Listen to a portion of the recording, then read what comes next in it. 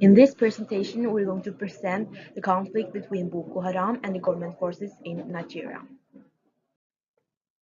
Boko Haram is an Islamic terror organization from Nigeria.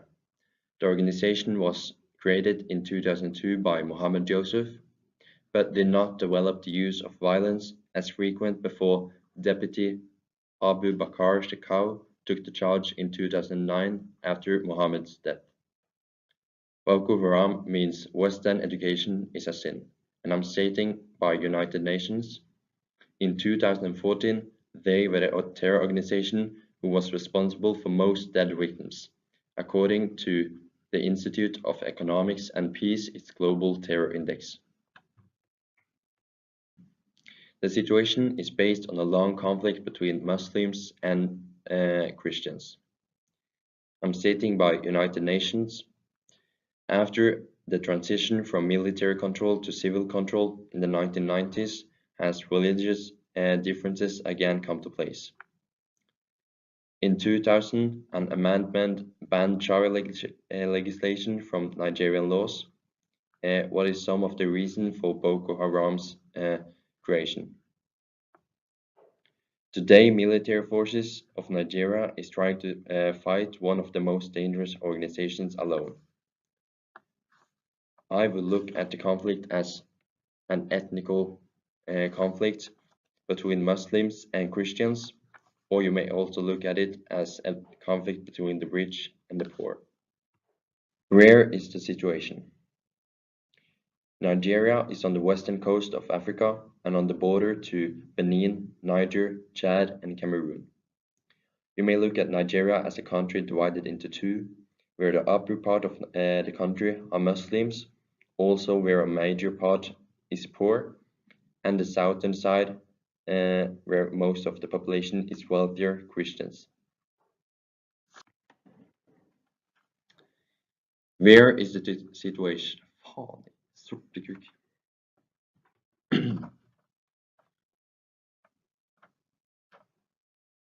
Jeg får ikke svelge. Where is the situation? The conflict started out as a local conflict, affecting mostly northeast of Nigeria. As you can see on the map, it's the yellow part. The conflict then developed to a regional conflict, affecting most of Nigeria and some neighbor countries like Chad and Cameroon. This caused a flood of refugees leaving the country that have turned the situation now to a global conflict. So why did this conflict occur? So there's many different reasons for why the conflict between Boko Haram and the government forces in Nigeria. But it all started in 2000 when the government forbid the population in Nigeria to practice the Islamic legislation Sharia. Many people did not listen, and this caused a violent conflict between some of the Islamic groups such as Boko Haram and the government. Boko Haram then started with using terror to revolt. The military forces from the government only makes the situation worse. Another reason for this conflict is because of the different ethnicity and beliefs and lifestyles between the other religions and the Muslims in the country. But this conflict is mostly between the Christians and the Muslims. So Boko Haram wants to convert the country to an Islamic state and does not approve of other religions. This causes then a value conflict between some of the population in Nigeria and Boko Haram. The history actually goes a long way back to when the British colonists ruled over Africa and brought their religion upon Nigeria and Africa in general.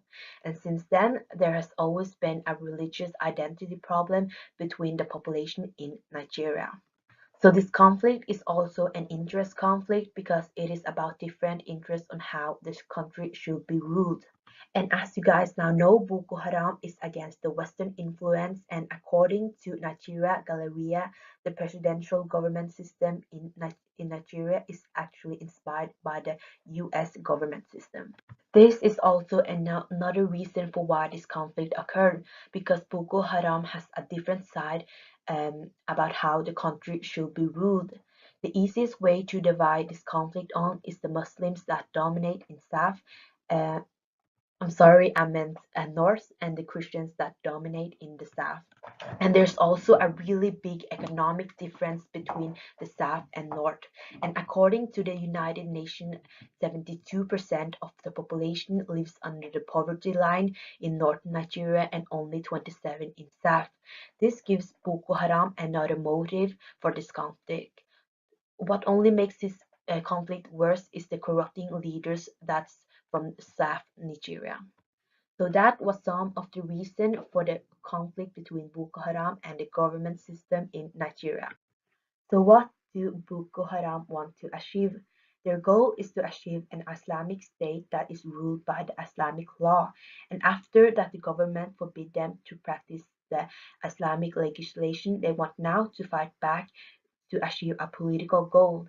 And at last, they also want to prohibit all the modern and Western influence from other countries. So how does they achieve their goals?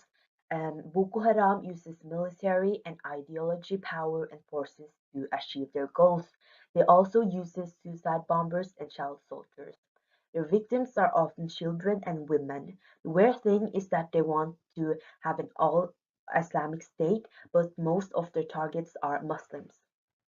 You guys may also have heard about them abducting children from schools, more specifically girls. The reason for that is because they do not want women to have an education. Recently, according to ABC News, in February 2018, there were over 100 of girls that was kidnapped from an all-girls school in Dapchi in Nigeria. So this is unfortunately not something new because in 2014 they kidnapped over 200 girls. So this got the worldwide attention and is the reason for the Bring Our Girls Back campaign.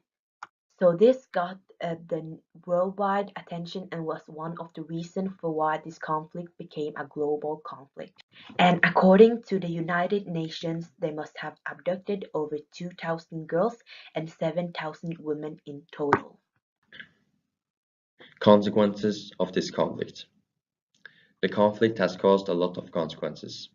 The graph to the left is showing how many persons the organization have killed from the beginning of the organization to 2014.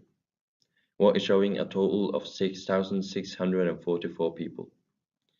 But as you may have seen earlier, is the new Boko Haram logo the same as ISIS's, what will mean that they now are cooperating and they have together killed 12,717 persons, without regard of injured persons. If we had any newer statistics, the number would probably have been higher. The biggest effect of terrorism is fear. In the situation of Nigeria, has this led to a huge number of refugees. As you can see to the right, is about 300,000 refugees because of this conflict. Yet there is a whole lot of side effects being a refugee, like for example, loss of education for children, loss of freedom, and most probably loss of food and clean water for times. So how can we solve this conflict? So this was a really difficult question for me and Jonas because it's not much that we can do to solve this conflict. But the best solution is for Boko Haram and the government in Nigeria to come to an agreement or a negotiation. So the problem here is that Boko Haram must accept that there's other religion and ethnicities around Nigeria and the world in general. So we all must come together and use the power and forces that we have to end this conflict on the right way. But it's not only about what we can do, but also about what the government in Nigeria can do to end this conflict. So what they have to do now is to end the big economical differences in the country and even out the living standards.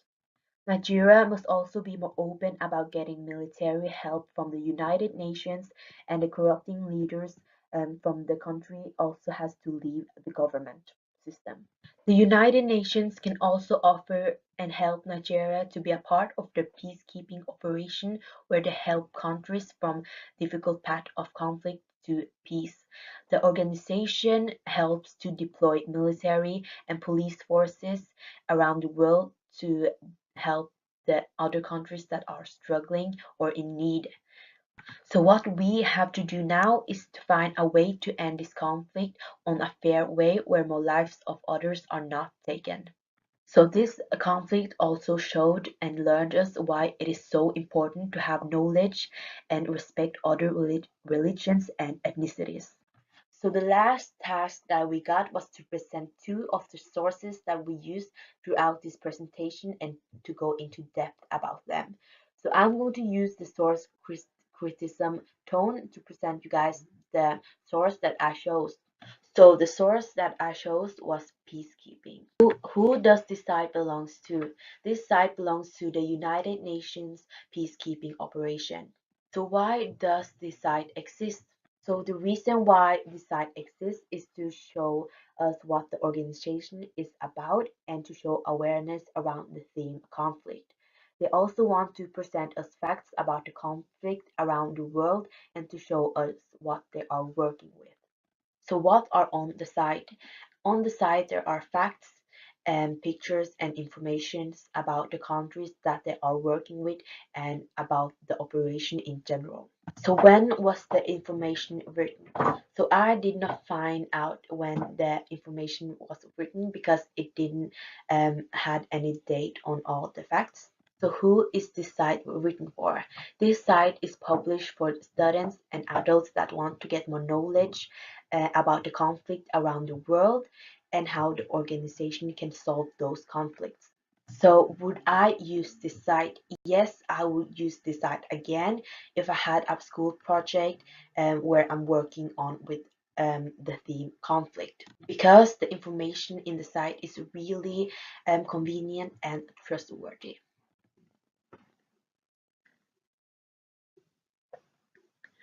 I used fn.no, also called United Nations web page. This site belongs to the organization United Nations. Their job is to inform and present different conditions of countries, and that's also why I believe that they have written this. The text is written from facts, and yes, I have used other sources to compare the information with.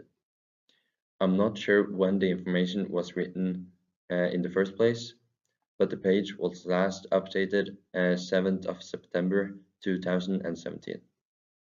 I believe that this text is written for those who would like to know more about the conflict and the Boko Haram. My conclusion of this analysis is that this text is believable and that the information is correct. So this is our source list for the project, but if you find this one confusing, you can also go to OneNote and look at our sources there.